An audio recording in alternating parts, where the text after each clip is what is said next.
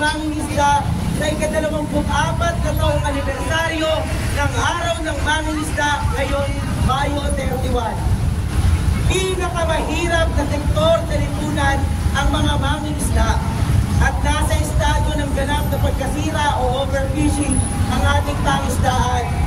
Ito ang kondisyon ngayong ika-24 na anibersaryo ng pangisdaan. Ito ang kondisyon ngayong ika-24 na anibersaryo ng Proclamation No.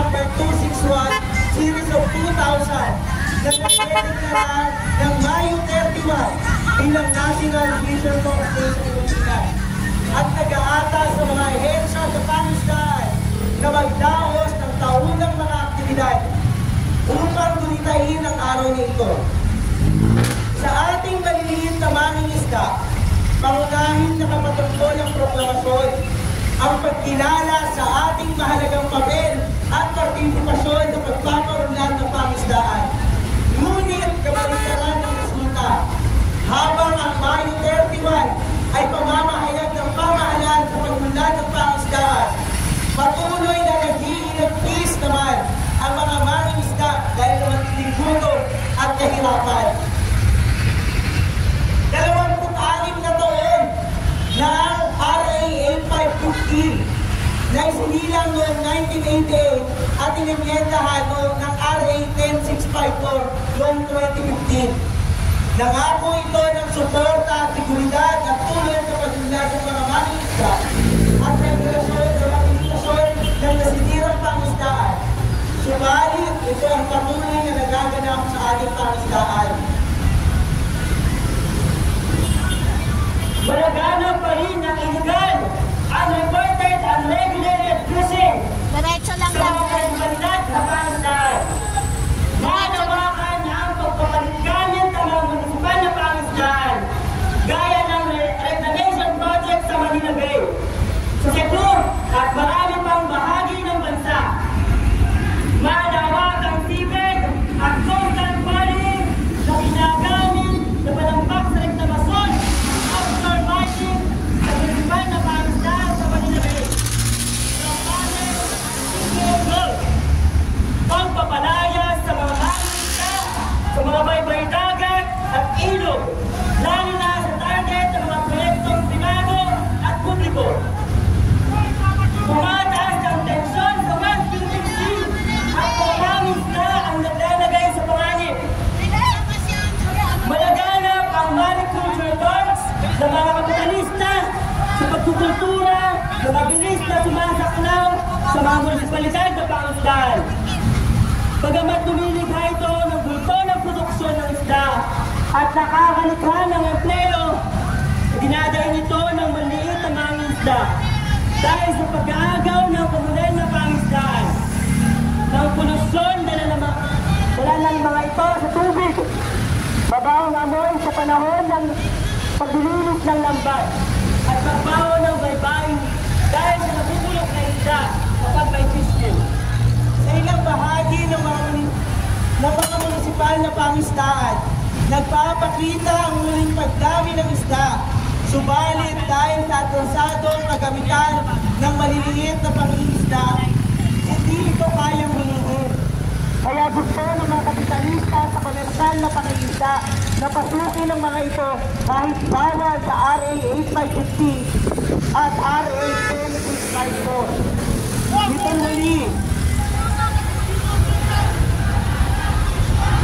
nagsampa sila ng kaso sa korte para ipatigil ang paglalagay ng vessel monitoring system sa commercial fishing boat. Nakalulungkot isipin na kinatigan ito ng korte.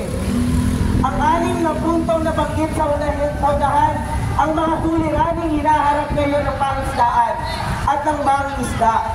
Sa mga nabanggit, patuloy na naagaw sa maliliit na mangingisda ang karapatan sa pangisdaang munisipal. 26 na taon na ang fisheries code, 24 na taon na rin ang proklamasyon. Ano ngayon ang dapat nating ipagdiwang?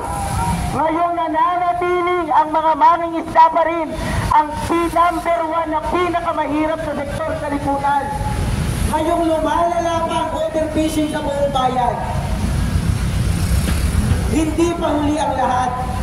May sasalba pa ang pangisdahan at may iangat pa ang kabuhayan ng mga isda. Suliranin natin lahat ang problema ng pangisdahan. Kasapin ito ng katiyakan sa pagkain. Pagtulungan natin itaas ang kapasidad ng mga mangingisda upang panginatagalang nagampanan ng mga ito ang tungkulin pangalagaan ng pangisdaan para sa pagkain ng sambayanan. Inaanyayahan namin kayong lumahok ngayong araw ng Maya 31, araw ng mga mangingisda. Sama-sama nating itaguyod ang mga panawagan. Una, itigil ng ganap ang illegal, unreported, unregulated fishing sa buong bansa. Pangalawa, mapatupad ang batas at lahat ng mahalagang provisyon ng RA 8550 at RA 10654 bago pag-usapan ang pag-amyenda. Pangatlo, pangunahan ng DA o Department of Agriculture at DFAR ang paggamit ng batas pangisdaan laban sa reklamasyon, seabed quarry at offshore mining. Pang-apat, itigil ang mga reklamasyon at seabed quarry sa mga municipal water at sa West Philippine Sea. Panglima, isiwalat sa publiko ang tunay na sangkot sa mga pandarambong, pagkahamkam at pagsira sa ating pangisdaan sa West Philippine Sea. Pang-anim, tiyakin ang payapa, ligtas na pangingisdaan ng mga isdang Pilipino sa West Philippine Sea. Ito ang unahan ng Department of Agriculture, DFAR, LGU, ang pagpapatupad ng prinsipyo ng pamilya pangangalaga na magkatabing municipal water. Itigil ang paghuli sa mga legal na mangingisda na nangingisda sa municipal na katubigan.